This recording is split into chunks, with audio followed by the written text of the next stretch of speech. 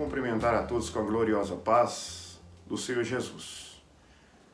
E grato a Ele por mais uma vez me conceder esta oportunidade de estar aqui para comentarmos mais um assunto da Escola Bíblica Dominical.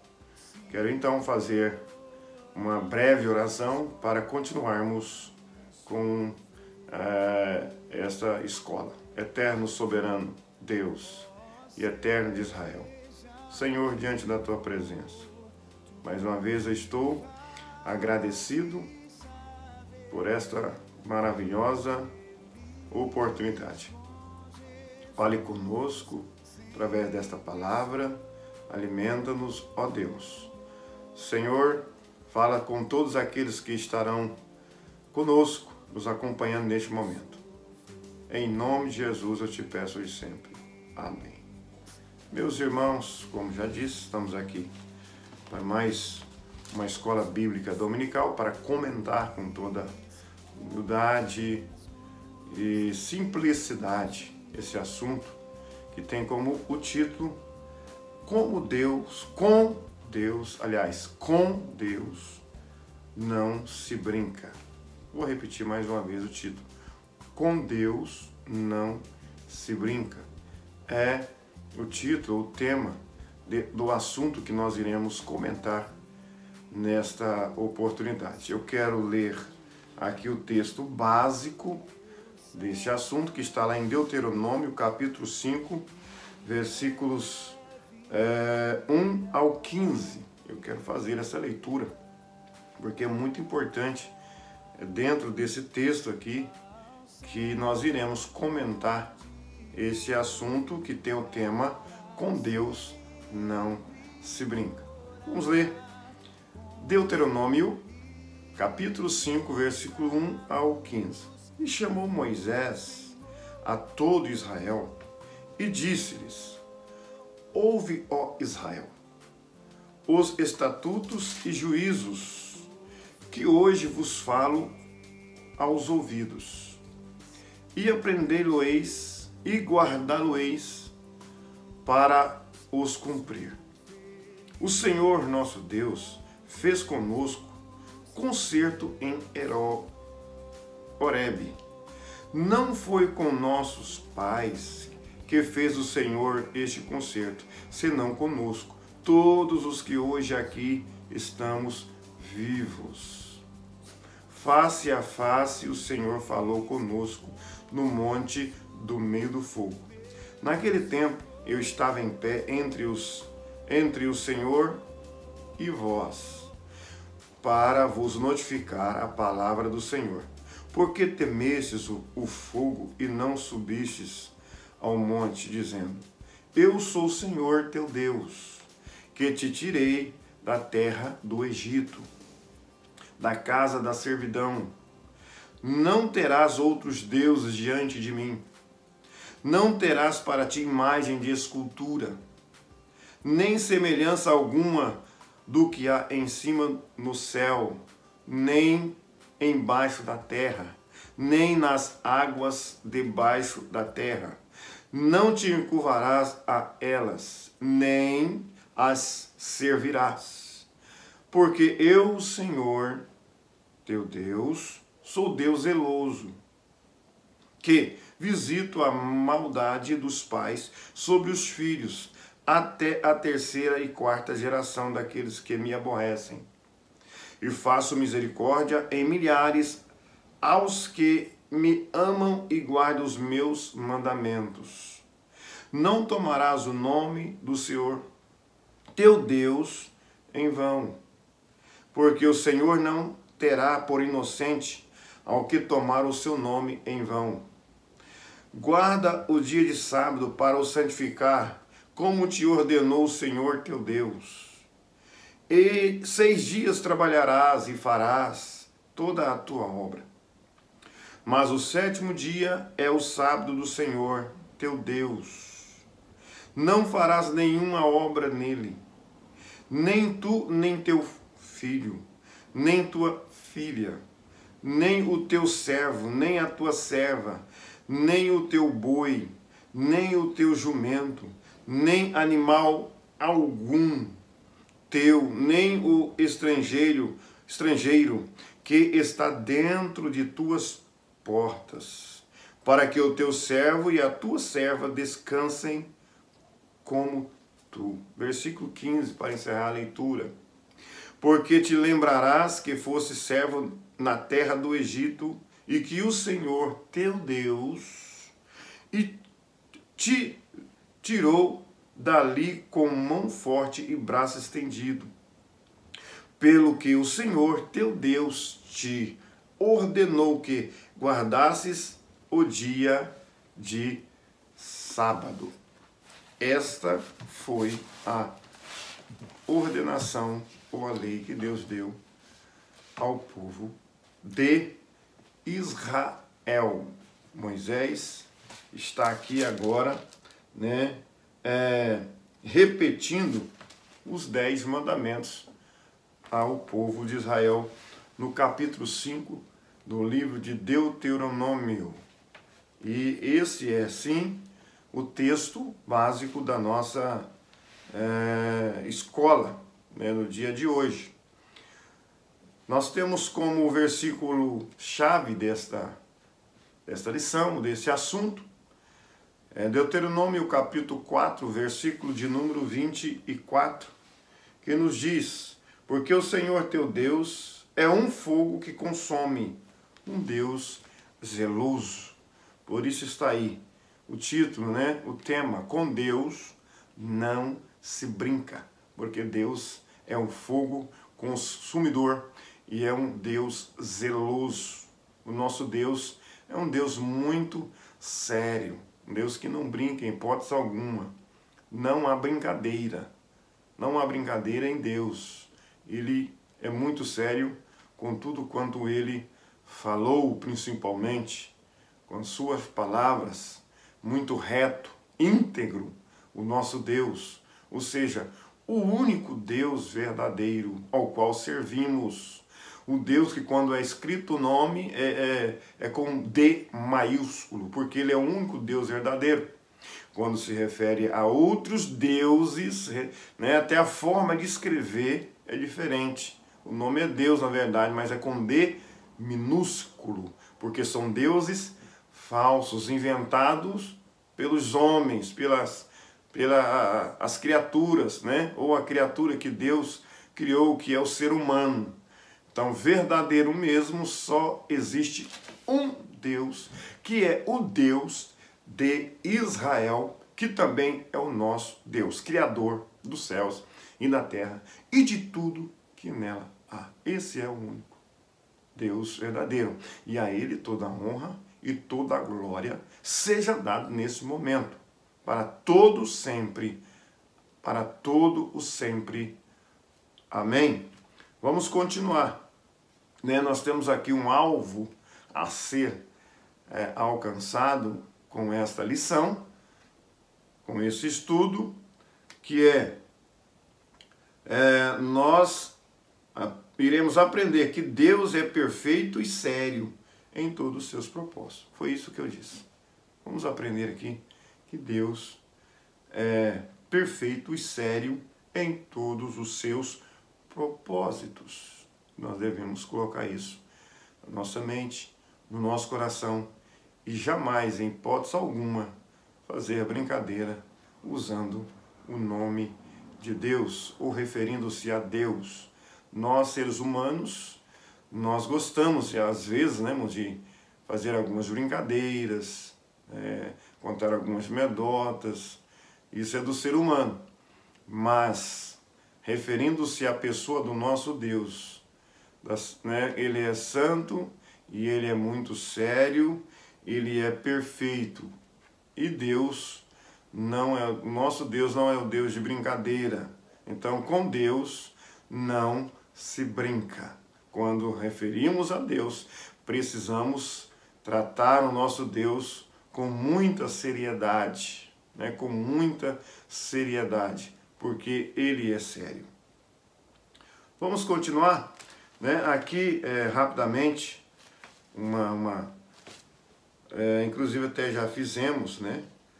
Um comentário Deus, aqui se nós observarmos lá em Êxodo, antes de Deus dar a lei, Êxodo capítulo de número 19, versículo 1 ao 12, eu quero usar esse texto como introdução desse assunto. Deus começa um diálogo com Moisés para instruir os seus mandamentos, ou para instituir os seus mandamentos. Vamos ler.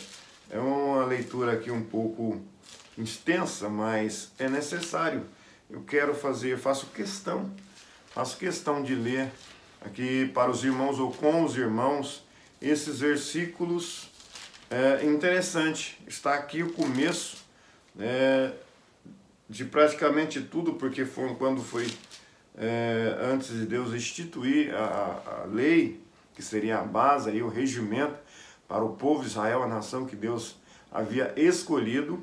Então Deus agora, aqui, nós vamos ver que Deus chama aqui Moisés para um diálogo, para conversar com ele e dar instruções como ocorreria aí então essa questão dos 10 mandamentos para o povo de Israel.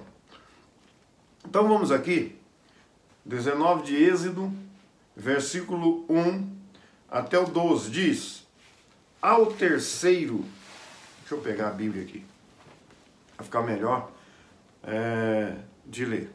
Ao terceiro mês da saída dos filhos de Israel da terra do Egito, no mesmo dia, vieram ao deserto do Sinai.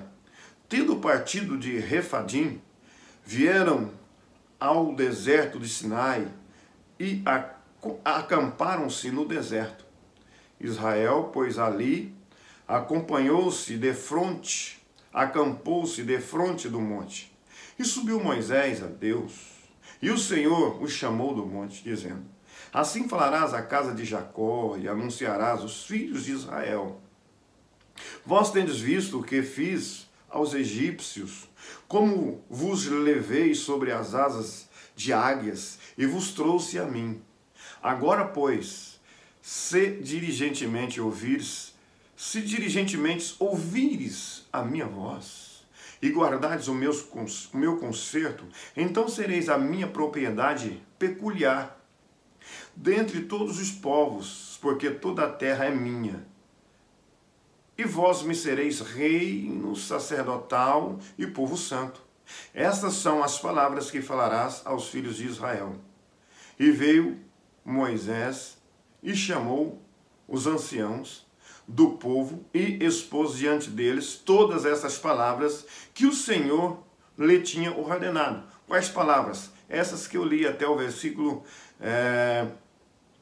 de número 6, né?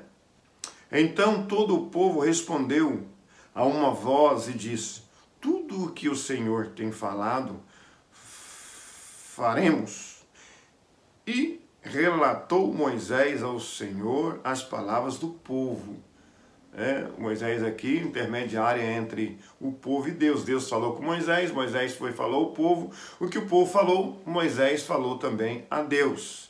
E disse o Senhor a Moisés: eis que eu virei a ti numa nuvem espessa, para que o povo ouça, falando eu contigo, e para que também te creiam eternamente. Porque Moisés tinha anunciado as palavras do seu povo ao Senhor.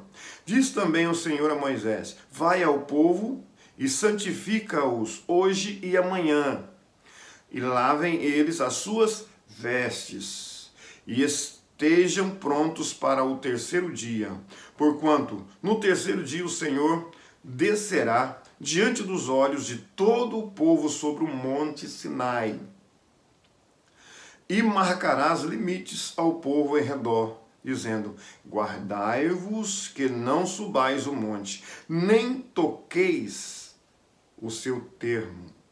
Todo aquele que tocar o monte certamente morrerá.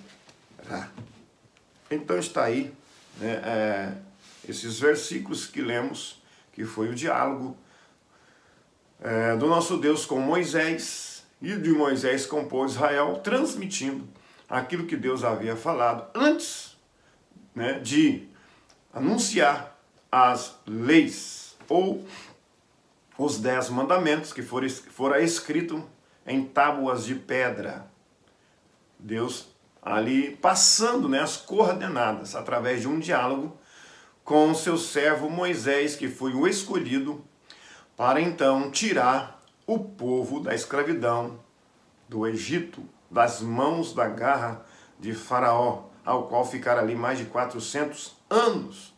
E ali parte desses 400 e tantos anos foram de escravidão, né? O povo de Israel ficou a grande parte ali escravo, sendo escravo ali no Egito, e Deus então tirara através de Moisés o povo, e ao terceiro mês, né, ali aos pés do Monte Sinai, Deus então dá ali a lei, né, o regimento, para que o povo de Israel, o povo de Israel seguisse. É interessante, né, nós meditarmos nisso, porque Deus separou o povo de Israel entre várias as nações que existiam. Naquela época a terra já era povoada, já existia várias nações, e Deus escolher então o povo de Israel, separou eles para ser nação santa, o sacerdote dele. Isso, se nós lemos aqui, se eles obedecessem os estatutos citados por Deus, eles poderiam ser sacerdote de Deus, né? E Deus então cita, quando Deus escolhe, quando Deus separa, Deus que governa. Deus deu ali um estatuto para o povo de Israel seguir, ao qual fosse orientado pelas palavras, por aquelas leis que o Senhor havia determinado, ao qual, se eles seguissem, iriam fazer a diferença entre as outras nações que já existiam, que não conheciam o verdadeiro e único Deus. Bom, irmãos, é bom lembrar que Deus separou a nação de Israel não para ser melhor. É bom nós entender isso. Nós precisamos entender, porque hoje nós somos escolhidos como igreja. Nós estamos falando aqui no Antigo Testamento, bem lá atrás, né? Bem lá atrás, Deus escolheu a antiga aliança, Deus também escolheu um povo chamado Israel, uma nação, não para ser melhor do que as outras nações. Israel precisava entender, mas é para que através da nação de Israel, as outras nações, os outros povos viessem conhecer o verdadeiro e único Deus. Não, né? Eles não era para mostrar que eles eram melhor do que os outros. Sempre eu gosto de dizer, irmãos, nós como seres humanos, nós não somos melhor do que ninguém, nem outro ser humano. Estamos na mesma situação, somos iguais como seres humanos, independente se é bonito, se é feio, se é gordo, se é magro, se é rico, se é pobre. Independente de qual seja a nacionalidade que ele pertence, não, isso não vem ao caso. Ser humano é ser humano. Todo ser humano foi criado por Deus e se tornou imortal desde quando Adão pecou lá no jardim do Éden. Se tornou um ser humano comum, mortal, falível, cheio de defeitos, né? Cheios de falhas. E esse é o ser humano. Inclusive nós, todos seres humanos são iguais. Deus separou o povo de Israel para fazer a diferença e através deles, mostrar Deus às outras nações. Foi para isso. Deus precisava de um povo. Deus precisava de alguém para que isso fosse realizado, feito nessa terra entre os seres humanos. Israel parece que não entendeu muito bem o plano de Deus em separá-los entre outras nações como nação santa. Mas para serem santos, por isso Deus determinou as leis, regimento, estatuto, para que eles pudessem seguir. Se eles assim procedessem, se tornariam santos e fazeria a diferença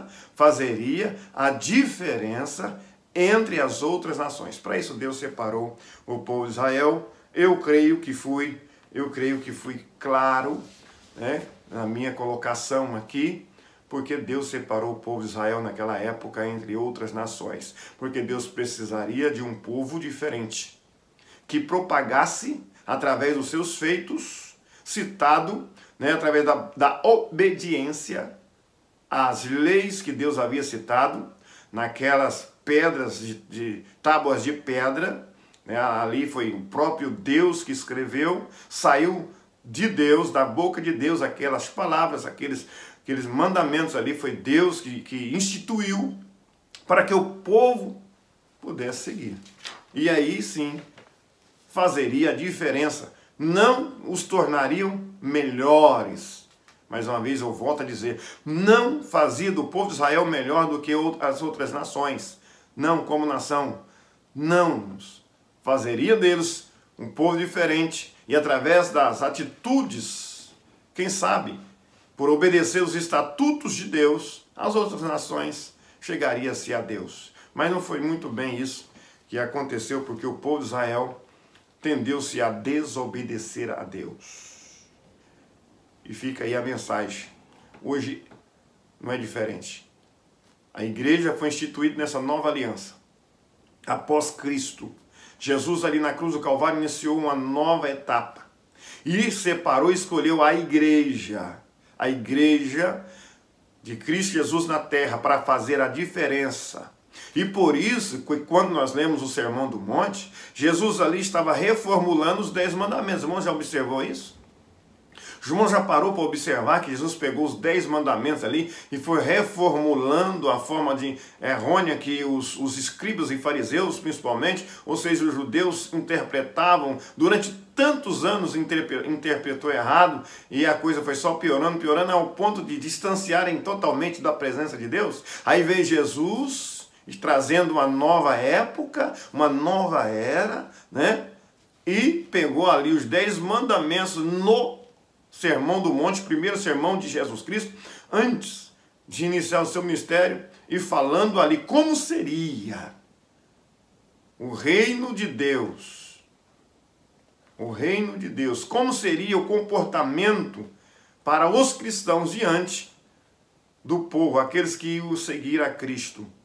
Está lá, bem claro, as instruções de Jesus para a igreja, assim como Deus usando Moisés. Naquela época foi Moisés, estabeleceu as leis, depois veio Cristo, o próprio Filho de Deus, o único Filho de Deus, trazendo a real interpretação da lei, ao qual Deus havia estabelecido ao povo de Israel. E Jesus veio, né, trazendo ali uma interpretação mais apertada, mais ajustada para a igreja. Preste atenção lá no capítulo 5, 6, 7 de Mateus, para você ver como que foi, assim como começou a trajetória do povo de Israel, da igreja também não foi diferente. Foi em cima dos 10 mandamentos, mas de forma mais ajustada para a igreja. E se nós quisermos, vamos chegar na terra prometida, dessa vez não aqui, de uma forma material, mas de uma forma espiritual. Nós precisamos obedecer o estatuto que Jesus determinou lá no Sermão do Monte. Simples assim.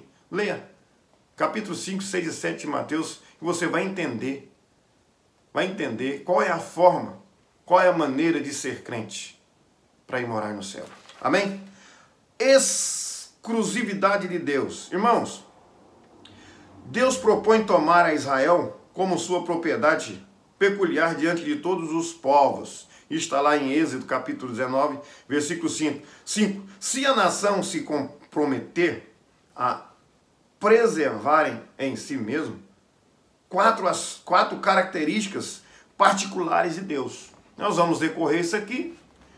Eu creio que o que eu já falei, dando uma introdução, já foi praticamente o suficiente para entender o plano de Deus, o plano que Deus teve com Israel, o plano de Deus com a igreja atual. Deu para entender? E nós também entendemos, lendo a história de Israel, no Pentateuco, nós podemos perceber que, infelizmente, aquele povo, em parte, não obedeceram às leis, estatutos determinados por Deus, não por Moisés. Não foi Moisés que escreveu os 10 mandamentos. Fora Deus. Deus escreveu, instituiu os 10 mandamentos. Restava ao povo obedecer. Mas nós percebemos, irmãos, que o povo foi distanciando de Deus, ao ponto de Paulo escrever em Romanos 3:23, porque todos pecaram e destituídos ficaram na glória de Deus. Eles foram destituídos da glória de Deus, ao ponto, ao cabo de Deus ter que enviar Jesus Cristo para trazer a solução para a raça humana, porque Deus estava irado com a sua criatura, com a criatura que ele havia feito e colocado no jardim do Éden, que foi lá o primeiro homem, Adão, e através de Adão e Eva surgiram os povos e nações. Mas Deus estava, irmãos, contrariadíssimo, porque só havia pecado. As leis foram estabelecidas, mas eles não seguiram. Os tempos foram passando, eles foram distanciando. Irmãos, o que nós estamos vivendo hoje? Exatamente isso. Olha, o início da igreja, a igreja primitiva, lá em Atos dos Apóstolos. Olha como aquele povo servia a Deus. Olha só a fé genuína que eles possuíam. Por quê? Porque eram criteriosos dos ensinamentos de Jesus e dos apóstolos. Eles permaneciam nos ensinamentos da palavra de Deus. E Deus agradava muito e dava o crescimento, mas os anos foram passando, já são quase 2000 anos passados, que surgiu a igreja primitiva. Olha só a situação que nós estamos chegando. Por isso, irmãos, todas as vezes que chegou nessa situação difícil, Deus trouxe uma solução. Deus tomou uma decisão, trouxe providência. Agora vai ser a volta de Jesus. Está para acontecer. Porque a igreja, o povo que Deus separou nessa dispensação para ser o exemplo, para fazer a diferença, infelizmente, na sua maioria, falo sem medo de errar, como servo e homem de Deus e observador do que está acontecendo dentro da palavra de Deus e observando em uma realidade que estamos vivendo. O povo tem distanciado de Deus, assim como Israel distanciou da presença de Deus. Isso é uma realidade. Temos deixado de observar e obedecer os mandamentos que Jesus determinou no seu sermão do monte. A base está lá, irmãos. Não adianta. A base está toda naquele sermão de Jesus. Os apóstolos que vieram depois, que Deus os chamou, os capacitou. Ali estavam os 12 e Jesus dando as instruções. Depois o apóstolo Paulo e outros que surgiram. Tudo o que eles falaram e pregaram, tudo baseado no sermão de Jesus. Assim como os 10 mandamentos foi a base de toda a lei que regia Israel. Vamos atentar para isso. Olha só a situação espiritual que estamos vivendo hoje. Estamos em grande declive espiritual. Assim como o povo de Israel também entrou em declive espiritual. Ao ponto de afastar totalmente, Jesus teve que descer para morrer, para nos resgatar. Agora não, Jesus não descerá mais para morrer, para resgatar ninguém. Jesus descerá pelo arrebatamento, ficará nas nuvens do céu, segundo o que cremos e o que está escrito na palavra de Deus, para buscar um povo seu zeloso, especial de boas obras. Depois Jesus descerá à terra, para dar vitória ao povo de Israel, implantar o milênio. Jesus, para morrer, nunca mais Resta agora, irmãos, obedecermos, porque não teremos outra oportunidade de ser salvo a não ser agora pela graça. Então acordem, em nome de Jesus, vamos acordar. Está ruim, a nossa fé está muito ruim.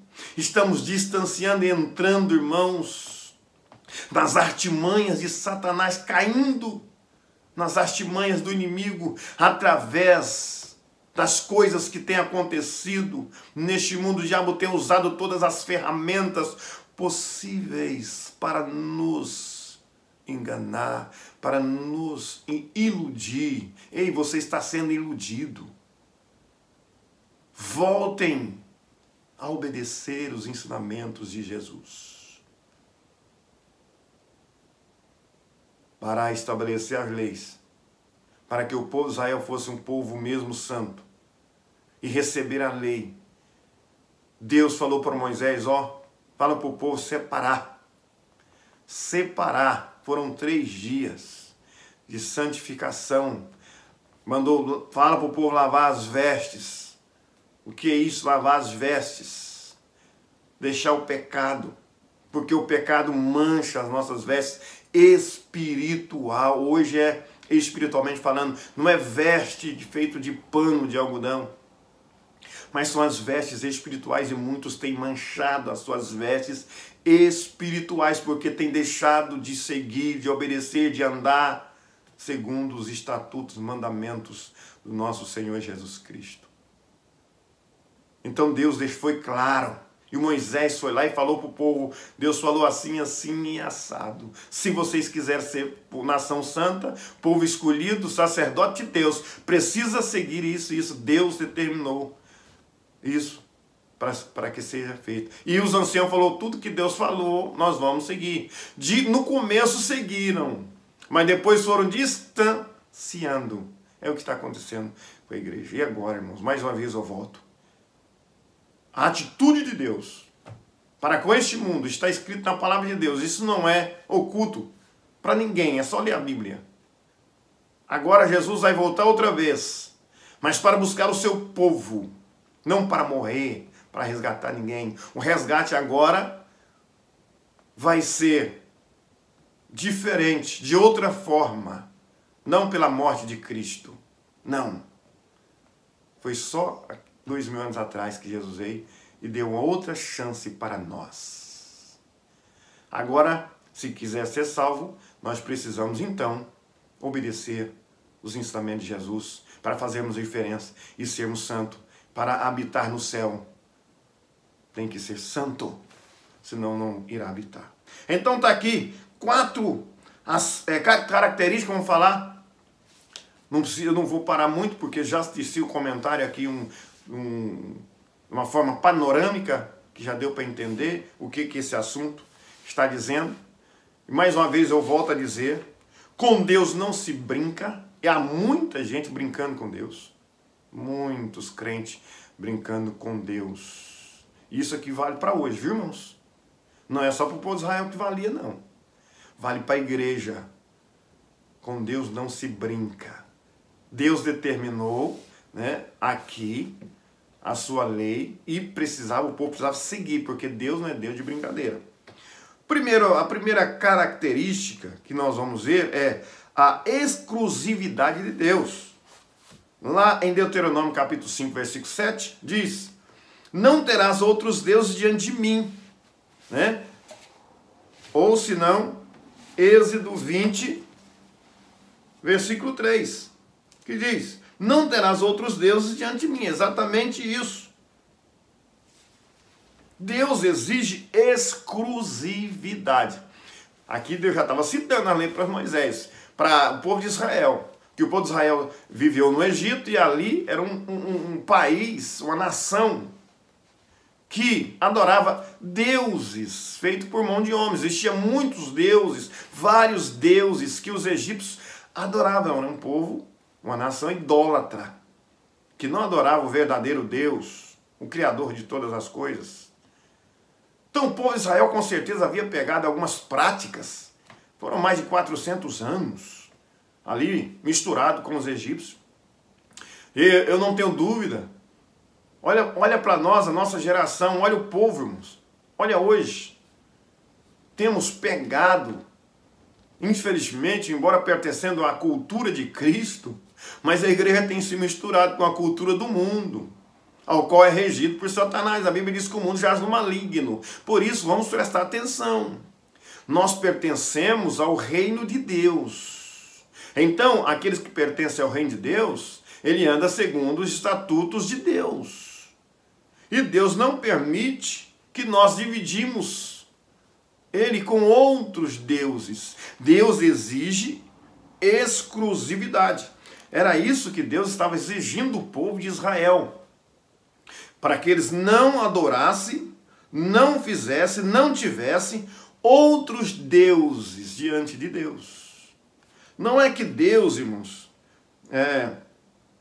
não é que significa dizer que existiam outros deuses, né? Outros deuses que Jeová tenha medo deles. Não, Deus não teme o inexistente. Não existe. Né? Então por que a Bíblia fala sobre que Deus é o Deus dos deuses? Existem vários versículos na Bíblia, em alguns livros, que referem, né? Lá em Josué tem, Salmos tem vários versículos que referem Deus, verdadeiro Deus dos deuses. Não é, irmãos, que existe outro Deus acima do nosso Deus. Só existe um Deus verdadeiro, Criador dos céus e da terra, de tudo que nela há. A questão é que o povo, a criatura que inventou esses deuses, são falsos, não existem.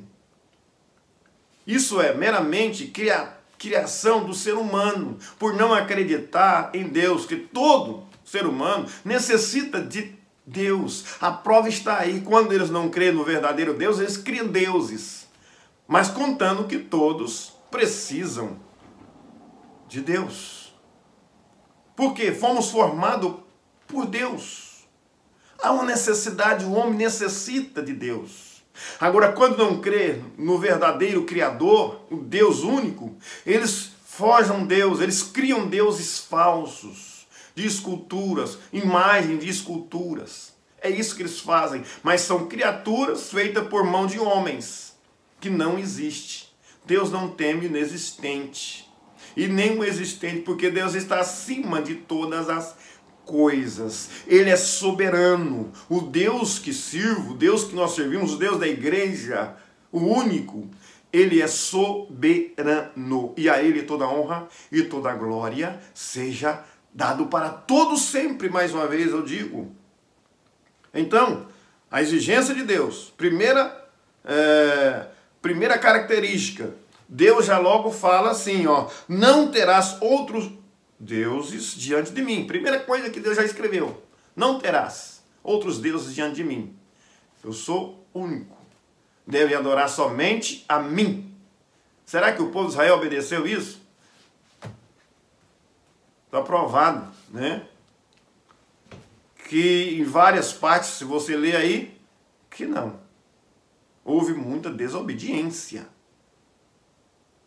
Muita desobediência nesse aspecto, nesse primeiro item dos 10 mandamentos. Houve quebra de obediência. Segundo, a incomparabilidade de Deus. Lá em Deuteronômio capítulo 5, versículo 8, ou Êxodo 24, diz: não farás para ti imagem de escultura. Segue Deus escrevendo o estatuto, a lei. Não farás para ti imagem de escultura, nem semelhança alguma do que há em cima no céu, nem embaixo da terra, nem nas águas debaixo da água. Deus estava dizendo, ó, não farás para ti imagem de escultura, aquilo que faz de barro, de ouro, de metal, com um formato de algum desenho, nem semelhança alguma do que há em cima da terra. O povo de Israel adorou, fez todo mundo conhece a história, fez uma estátua de um bezerro de ouro, né? Em cima de um bezerro, pegou um bezerro, né? Como uma forma, e fez ali de ouro uma estátua e adorou, enquanto Moisés estava no monte.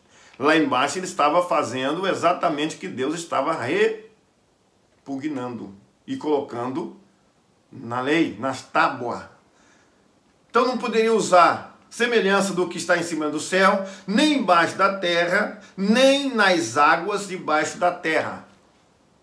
Isso é a incomparabilidade de Deus. Não podemos comparar nada que existe, por mais bonito que seja, e formoso, cabuloso, ao nosso Deus. É isso que Deus está dizendo aqui, nestas palavras. Não farás para ti imagem de escultura. Não fará para ti imagem de escultura. Deus reprovando aqui, citando essa lei de Deus. Não era para fazer. Não. Em várias partes, só aqui nos 10 mandamentos, nos deparamos com vários não. Deus usando a palavra não de uma forma positiva, para que o povo não fizessem. Hoje nós temos uma dificuldade, irmãos, de ouvir um não, principalmente nessa geração. Como nós gostamos de ouvir um sim, né? Temos dificuldade de ouvir não, mas o não se faz necessário. O não se faz necessário em muitos momentos da nossa vida. Então está aí. Não andarás, nem lhes darás culto. Não adorarás, não as adorarás, nem lhes darás culto. Além de não, né? A recomendação era para não fazer imagem de escultura. E quanto menos adorar essas imagens de escultura, prestares culto. Porque, vou falar novamente, por que Deus estava determinando isso? O povo de Israel viveu mais de 400 anos no Egito, onde adoravam-se vários deuses, existiam várias imagens de escultura. Eles não temiam o Deus verdadeiro, eles não conheciam o único Deus, porquanto quando Deus começou a fazer e operar os milagres, eles ficavam esbabacados, principalmente as 10 pragas. Eles nunca tinham visto coisa semelhante. Aquilo que Deus fez ali no meio deles, e eles viram a olhos nus, e os deuses deles não eram capazes de fazer nada para os salvar e os proteger. Está vendo aí que existe só um Deus, o único Deus. Deus determinava as pragas e na hora certa Deus mesmo eliminava, mandava outra praga, eliminava. Aonde estavam os deuses dos egípcios? Aí está a prova que eram falsos, inventado por homens. Só existe um Deus, irmão. Queira acreditar ou não, mas só existe um Deus verdadeiro. O resto é Baal, é falsidade. Então vamos para frente.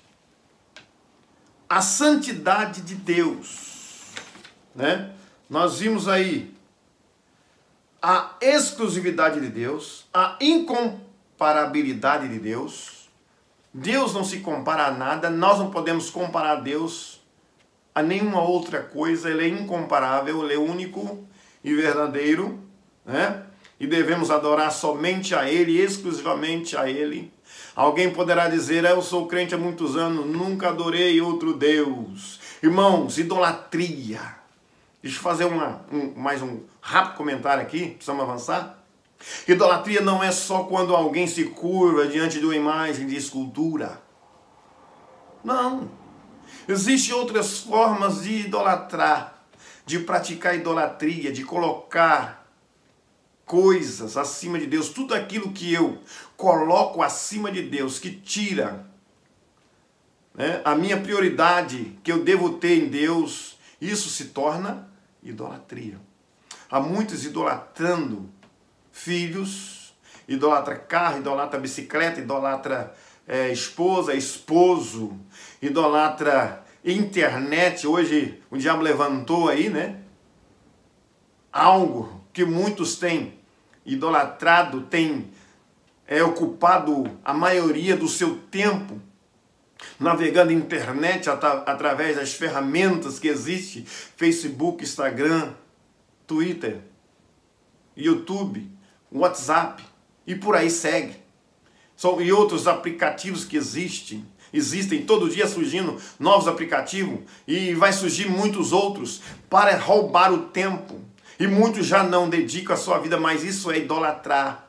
Se você tira a maior parte do seu tempo envolvido em Facebook, WhatsApp e outros aplicativos que existem, plataformas na internet, saiba de uma coisa, isso é idolatria.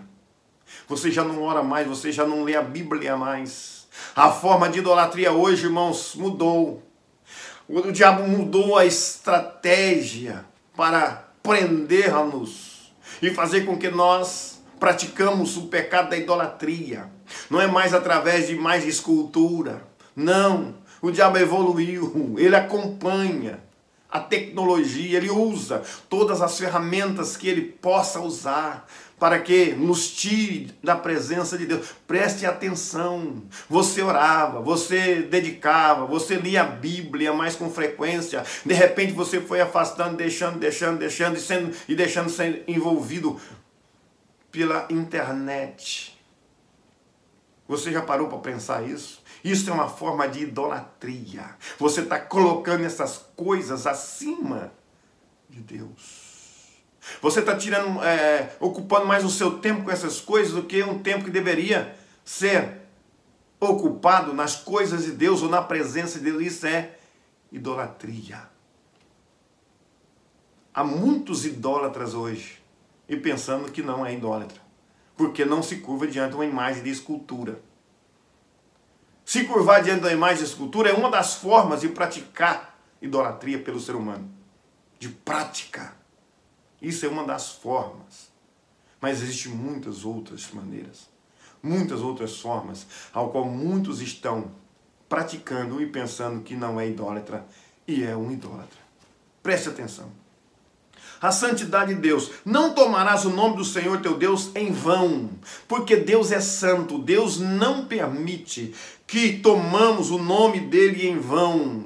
Um exemplo aqui, irmãos, um exemplo. Porque existem ocasiões em que tomamos o nome do Senhor. Em quais ocasiões? Alguém poderá dizer, mas eu nunca tomei o nome do Senhor Deus em vão. Vou citar aqui só 5.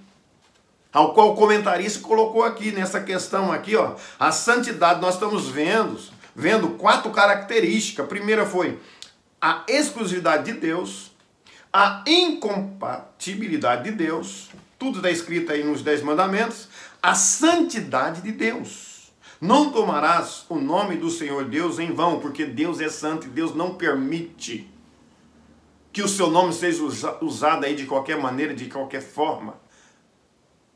Deus é muito sério, com Deus não se brinca. Então vamos lá, primeira ocasião, quando o louvamos com os lábios e não com o coração. Mateus capítulo 15, versículos 7 e 8. Vamos ler. Verdadeira adoração não é aquele que sai só, aquela adoração que sai só dos lábios, ou seja, da boca para fora. Mas é uma adoração que sai lá de dentro do coração. De dentro. Mateus 15, versículos 7 e 8 diz: Este povo honra-me com seus lábios, mas o seu coração está longe de mim. Mas em vão me adoram, ensinando doutrinas que são preceitos dos homens. Jesus está falando sobre a tradição dos anciãos. É o que existia na época. Olha Jesus combatendo. E eles achavam que estavam adorando a Deus. Estavam adorando a Deus, mas eram hipócritas. Né? Eram hipócritas. A verdadeira adoração é aquela que sai do coração. E há muitos, irmãos, me permita dizer, muitos que hoje gostam até de ir à frente de um culto, cantar, trazer uma mensagem, mas aquilo ali é para apresentar. É só da boca para fora. O coração está cheio de outras coisas. O coração está adorando é outra coisa. O que está no coração, o que sai do coração, não é aquilo que ele está no momento ali fazendo em um momento de culto, mas simplesmente produto dos lábios. Às vezes até canta bem, prega bem, mas aquilo não sai do coração. É isso que está aqui dizendo. Quando assim procedemos dessa forma e outras formas para aparecer, né? Para nos aparecer. Os fariseus gostavam muito disso, os escribas gostavam muito disso, de aparecer, ocupar os primeiros lugares nas festas, nas praças e tal, porque se achavam importantes. Era só externo. A beleza daquele povo era só externamente, mas por dentro não passava de sepulcro caiado, podridão, sujeira. Então não adianta, irmãos. O verdadeiro louvor sai do coração, sai de dentro para fora, não de fora para dentro. Segunda ocasião que tomamos o nome do Senhor em vão. Quando assumimos o nome e não atentamos para a responsabilidade do compromisso. Só assumimos o nome, mas não temos a responsabilidade do compromisso.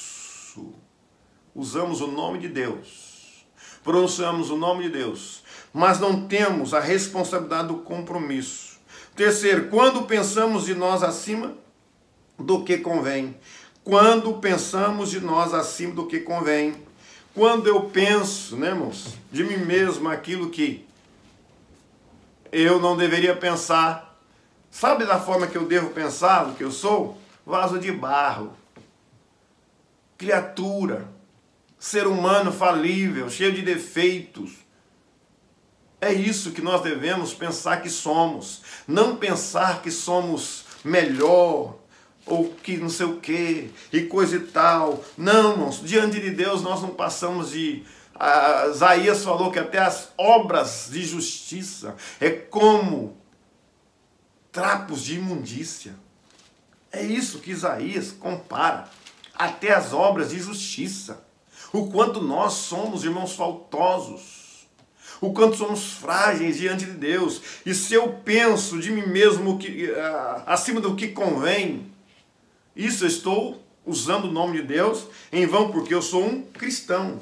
Vamos ler aqui Romanos capítulo 12, versículo de número 3, que diz: porque pela graça que me é dada, digo a cada um dentre vós que não saiba mais do que convém saber, mas que saiba com temperança, conforme a medida da fé que Deus repartiu a cada um. Aqui, Paulo recomenda temperança. Paulo foi um que considerou tudo o que ele sabia como esterco, porque ele retribuía a Deus. Ele sabia que ele em si não era nada e que Deus era tudo na vida dele. Ele se reduziu a isso. Era a forma de demonstrar a humildade e a sinceridade diante de Deus. Irmãos, se temos certa capacidade, habilidade, porque Deus nos deu. Ninguém tem habilidade por si próprio. Não. É Deus. Ninguém tem um dom, mesmo que seja um dom natural, mas quem deu foi Deus, porque é Deus que nos dá a vida. Um exemplo, cantar é um dom natural. Muitos não possuem, são desentoados, desafinados. Não conseguem porque não tem um dom natural. Quem deu? Isso nasce, a pessoa nasce com esse dom natural, mas foi Deus que deu. Quem deu a vida? Deus. Então tudo provém de Deus. Então, se nós temos essa habilidade ou esses dons, se tem um dom natural de cantar, meu irmão, cante para adorar a Deus, em gratidão a Deus, porque tudo que tem fôlego de vida, louve a Deus, diz a palavra de Deus, em agradecimento, não porque é melhor, não eu canto melhor do que fulano, beltrano, não é por aí, não é por aí, é querer ser, é querer ir além daquilo que é. Tudo é para Deus. A diferença do cantor cristão, daquele que canta para louvar a Deus, daquele que cantam para o mundo, é porque tem a unção de Deus. Porque busca unção. A diferença está na unção. Diferença, irmão. Não ser melhor. A diferença de um cantor que canta para louvar a Deus, usando o dom que Deus lhe deu, é porque ele busca a graça, a unção que faz a diferença. É isso. Quando professamos a fé, não exibimos frutos dignos dessa fé. Também é outra forma de negarmos a Deus ou usar o nome do Senhor Deus em vão. O Senhor não terá por inocente o que tomar o seu nome em vão. O Senhor não terá por inocente que tomar o nome dele em vão. E quando professamos a fé e não exibimos frutos dignos dessa fé, irmãos, nós somos conhecidos pelos frutos. A Bíblia diz, é clara, os frutos conhecereis a árvore. Se o fruto é bom, a árvore é boa. Se o fruto é ruim, a árvore é ruim. Se você chegar num pomar de laranja, um exemplo, eu vou citar. Você observa os pés de laranja que ali existe, carregado de laranjas. Sabe como é que você descobre qual pé de laranja produz laranjas boas, doces? É os pés mais judiados. É os pés que têm menos laranja.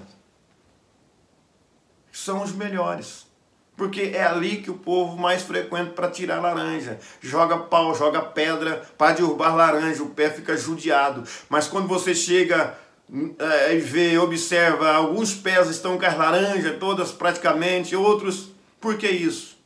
Porque os que estão, provavelmente os que estão com todas as laranjas não são boas. Então vai ficando por último. Primeiro, o povo vai nas melhores. É assim que se conhece. Então, se alguém está jogando pedra, meu irmão, se você tem sido odiado, se você tem sido rejeitado, caluniado às vezes, injustamente, saiba que você está produzindo frutos bons. Há muitos que querem só elogio, né? Tapinha nas costas. Isso para a vida espiritual não é bom. Se você começar a receber só elogios, é bom um elogio, não vou dizer que não. Mas se você, como cristão, começar a receber elogios dos ímpios, principalmente dos ímpios, você não está sendo luz no meio das trevas. Você não está sendo a árvore que está produzindo uma boa árvore. Dê glória a Deus.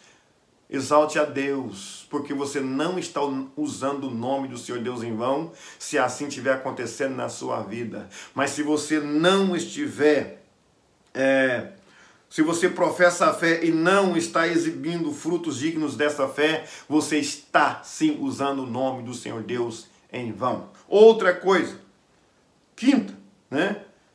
Ações, quinta ação. Quando oramos sem crer no que dizemos, transformamos a oração numa reza evangélica. Quando oramos, irmão, sem acreditar naquilo que estamos falando. Isso transformamos a nossa oração em uma reza evangélica, simplesmente que não vai ter nenhum efeito. Precisamos orar acreditando, isso é fé, naquilo que estamos falando, ao nosso Deus que pode todas as coisas. Por isso, às vezes, não recebemos milagres. Por isso, às vezes, quando você pede oração, você não recebe milagre. Às vezes, quem está orando, crê plenamente nas palavras que está falando a Deus. Mas você que está recebendo a oração, não crê. Como receber o milagre se não crê? Aonde há incredulidade, o Espírito Santo de Deus ou Deus não opera. Deus não opera na incredulidade. Eu preciso crer. E quando isso acontece, quando eu creio, acontece o milagre. E quando eu não creio, as minhas palavras na oração, sabe o que acontece? Eu estou usando o nome do Senhor Deus em vão. Primeira coisa, eu vou repetir. Olha só as ações que vêm a fazer com que nós usamos o nome, ou tomamos o nome do Senhor em vão, ao qual o Senhor não terá por inocente o que assim faz. O que toma o nome dele em vão. Olha, primeiro, quando o louvamos com os lábios e não com o coração. Segundo, quando assumimos o nome e não atentamos para a responsabilidade do compromisso. Terceiro, quando pensamos de nós acima do que convém. Quarto, quando professamos fé e não exibimos frutos dignos de fé. Quando oramos sem crer no que dizemos, transformamos a oração numa reza evangélica. É isso aí. Ok? Vamos para o quarto. Para a quarta característica e a última. A autoridade de Deus. Lembra-te do dia de sábado para o santificar. Deus determinou o povo de Israel, essa questão do sábado, Deus determinou o povo de Israel para que trabalhasse 6 dias e no 7º descansasse. A autoridade de Deus. E Deus queria que o povo atentasse para isso. Lembra-te do dia de sábado para o santificar. Era para descansar aquele dia do trabalho e santificar a Deus. Aquele dia era para santificar a Deus, cultuar a Deus, louvar a Deus, não para ir ao trabalho cotidiano. Né? Cotidiano. Era obrigatório, Deus obrigou aqui o 7º dia de descanso, obrigatório para todo homem. A cada 7 anos a terra deveria ser poupada das plantações, era o ano sabático. Israel teve sério problema com isso aqui. Eles deixaram de cumprir e Deus os levou, permitiu que eles fossem exilados, para que a terra fosse descansada. Eles quebrou esse mandamento aqui. Israel quebrou e teve sérias consequências. Sérias consequências. Foram levados cativos, para então, foi a forma que Deus usou, para então a terra descansar, porque Deus via que eles não iam obedecer, continuaria na desobediência. Então Deus tomou as providências. Foram levados escravos. Aí quando cumpriu, passou o tempo, Deus os tornou a terra novamente. Olha quanto é sério a desobediência. A desobediência.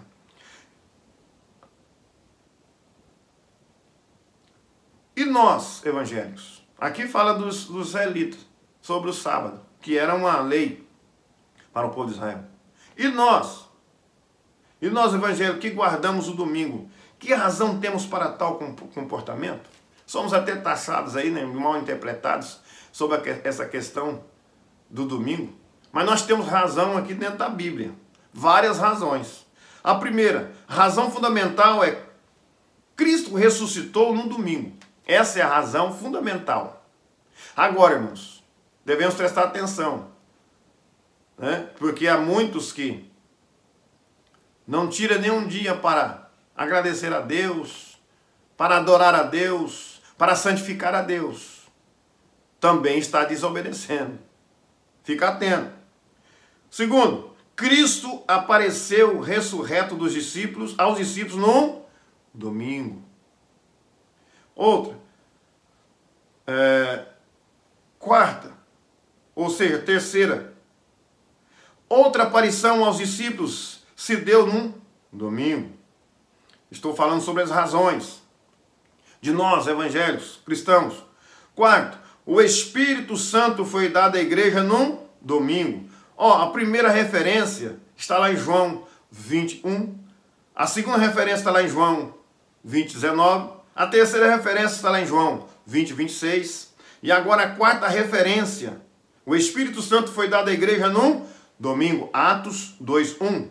Quinta, a prática de se reunir aos domingos era constante na vida da igreja. Atos 2, 14, 41, 27, 1 Coríntios 16, 2. São as referências que dá alusão aí. Porque nós, por que razão ou razões nós evangélicos guardamos aí o domingo? Infelizmente, o legalismo judaico observou o sentido espiritual, moral e humano do sábado e tornou um fardo opressor para o homem. Não era essa a intenção, né? Aqui diz o Scott, né? O Scott, Horel, diz que a questão não é o dia. Isso é interessante isso aqui. A questão não é o dia. É o que então? A questão é adorar todos os dias e congregar a família em um dia.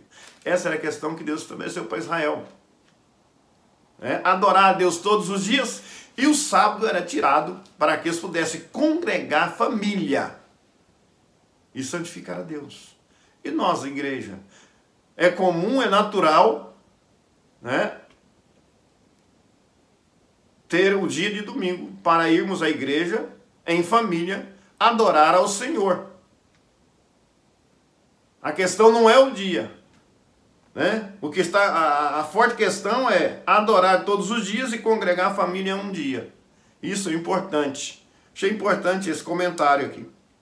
Usemos bem todos os dias de nossa vida, vivamos sua presença todos os dias de nossa vida, mas celebremos a fé no domingo, o dia que marca o surgimento da nova criação de Deus efetuada em Cristo.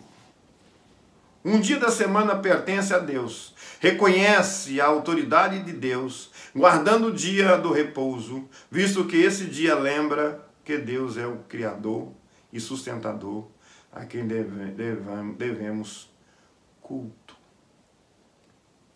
Vamos prestar atenção, porque senão às vezes embolamos, né? Com a fadiga do dia, com os compromissos. Queremos possuir isso, aquilo, e precisamos dobrar, fazer muitas horas extras para quem trabalha em empresa, para quem trabalha por conta própria. Não tira um dia, nem um dia exclusivo para ir à igreja, para ir ao templo e em família, de uma forma coletiva, adorar a Deus. Isso é necessário. O povo de Israel deixou de fazer isso, sofreram. Às vezes, muitas vezes, irmãos, nós sofremos, as coisas não funcionam, as coisas não vão, mesmo trabalhando para valer, as coisas não vão porque deixemos e quebramos o ensinamento do nosso Deus. Partimos para a ganância, para os bens materiais. Quanto mais tem, mais quer. E isso Deus não concorda. Tudo bem, temos que trabalhar, temos sonhos a realizar, mas não vamos esquecer que Deus precisa estar em primeiro lugar na nossa vida e temos que tirar tempo para Ele, para adorar a Ele, para exaltar o nome dEle. Amém? Para concluir, tudo foi planejado por Deus, pertence a Ele e é sustentado por Ele. Deus chama para si mesmo a seriedade do seu trato com os homens. Eu sou o Senhor teu Deus. Deus zeloso, que visita a iniquidade e faço misericórdia. Êxodo capítulo 20, versículos 5 e 6. Cada um de nós pode fazer a si mesmo as perguntas a seguir. Eu vou fazer essas perguntas. Que tipo de atitudes tenho tomado ou temos tomado em nome de Jesus na vida diária? Que tipo de atitude você tem tomado em nome de Jesus na vida diária? Responda você mesmo. O que as pessoas têm pensado de Deus a partir de observação da sua vida ou da minha vida? O que as pessoas têm pensado de Deus? A partir das nossas práticas e as quais eles observam. O que tem levado as pessoas a pensar sobre Deus ou de Deus? Fica aí essa pergunta. Amém? Que Deus abençoe em nome de Jesus Cristo. E chegamos ao final de mais uma lição maravilhosa e eu fui alimentado e senti, a inspiração do Espírito Santo durante todo esse comentário, e eu creio que será de grande bênção para aqueles que atentaram a ouvir e aprender. Com Deus não se brinca. eterno, soberano Deus de Israel, muito obrigado por esta rica oportunidade que o Senhor me concedeu de, ó Deus, explicar com toda simplicidade e humildade esse assunto que tem o tema "Com Deus não se brinca". Me ajuda, Senhor, a levar cada dia mais a sério a minha fé em Ti, para que o Seu nome não seja escarnecido, zombado, Senhor, por causa da minha fé irresponsável. Me ajuda a ser um crente responsável, em nome de Jesus Cristo, e zelar pelo Teu nome nessa terra. Abençoa a todos que também possam ter, Senhor Deus, essas atitudes, esse comportamento de um verdadeiro crente, de um verdadeiro, ó Deus, cidadão dos céus nessa terra, e que o Seu nome, Senhor Deus, verdadeiramente venha a ser exaltado e glorificado nessa terra, por intermédio dos Teus filhos, por intermédio das nossas vidas. Em nome de Jesus, te agradeço. Amém. E a graça do Senhor Jesus Cristo, o amor de Deus, e a comunhão e a consolação do Espírito Santo seja com todos, não só hoje e sempre. Amém. Deus abençoe a todos em nome de Jesus.